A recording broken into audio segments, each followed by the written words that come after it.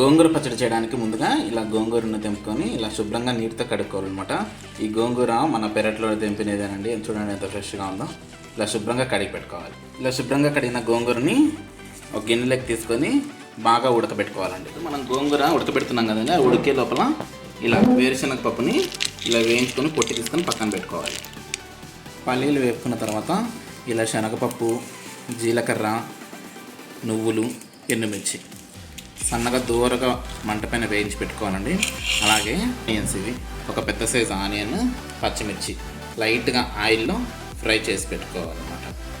ఇప్పుడు ఏం చేయాలో పక్కన పెట్టుకున్న పల్లి పప్పులు ఉన్నాయి కదండి, ఇవి తర్వాత నువ్వులు, ఎండుమిర్చి, శనగపప్పు, జీలకర్ర ఉంది కదా, ఇది వేసుకొని మిక్సీలో పౌడర్ లాగా గ్రైండ్ చేసుకోవాలి.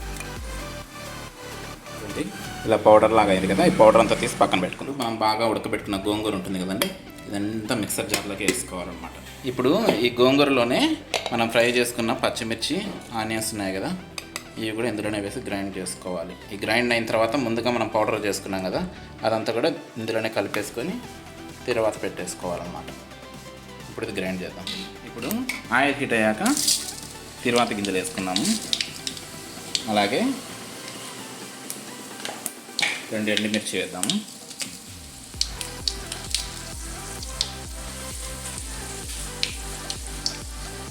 అలాగే ఇందులో ఒక 2 తెల్లపాయలు వేద్దాము. జస్ట్ క్రష్ చేసి అలా వేసేద్దాం.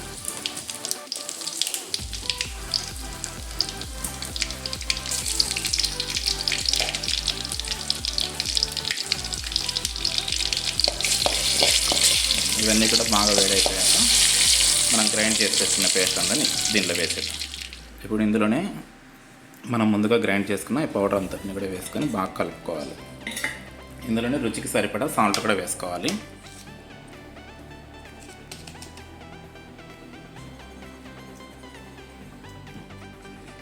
ఇప్పుడు ఇందులోనే పచ్చివేనండి ఆనియన్ ముక్కలు వేసుకొని కలుపుకోవాలన్నమాట. ఇది మనకు తింటున్నప్పుడు పంట కింద పడితే చాలా టేస్టీగా ఉంటాయి. ఇది మాత్రం తప్పకుండా వేసుకొని ట్రై చేయండి.